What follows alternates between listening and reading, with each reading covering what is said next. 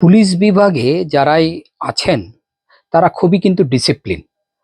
আমি নিজে আমার ফাদারকেও দেখেছিলাম। উনিও প্রাক্তন একজন পুলিশ কর্তা। উনি যদিও এই জগতে আর নেই, উনি ইহলোক ছেড়ে পরলোকে চলে গেছেন।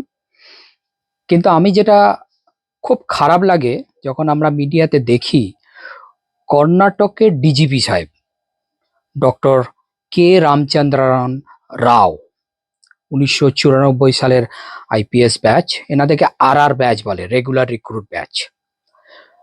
অত্যন্ত একটা খারাপ পরিস্থিতি তার চেম্বারের ভিতরে। তার অধস্তন মহিলা কর্মচারীদের সঙ্গে বিভিন্ন রকম যৌন কার্যে তিনি লিপ্ত এবং সেটা প্রকাশ্যে আসে। মানুষ একজন আইপিএস কর্তাকে একটা সিম্বল করে এগিয়ে যাওয়ার চেষ্টা করে। সরকার খুব তৎক্ষণাৎ ব্যবস্থা নিয়েছেন। আমাদের all India services conduct rule 1968-এর 3 নম্বর রুল অনুযায়ী তার বিরুদ্ধে ব্যবস্থা নেওয়া হয়েছে। তার ভায়োলেশন হয়েছে অল ইন্ডিয়া সার্ভিস রুলসের কন্ডাক্টেতে, এবং সে বর্তমানে সাসপেনশন করা হয়েছে এবং তার মধ্যে বিভাগীয় তদন্ত চলছে।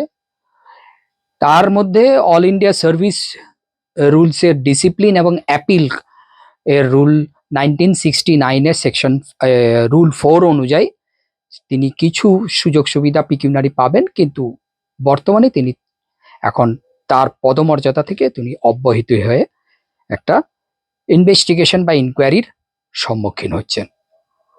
পুলিশ কর্তাদের ডিসিপ্লিন হওয়া খুব প্রয়োজন।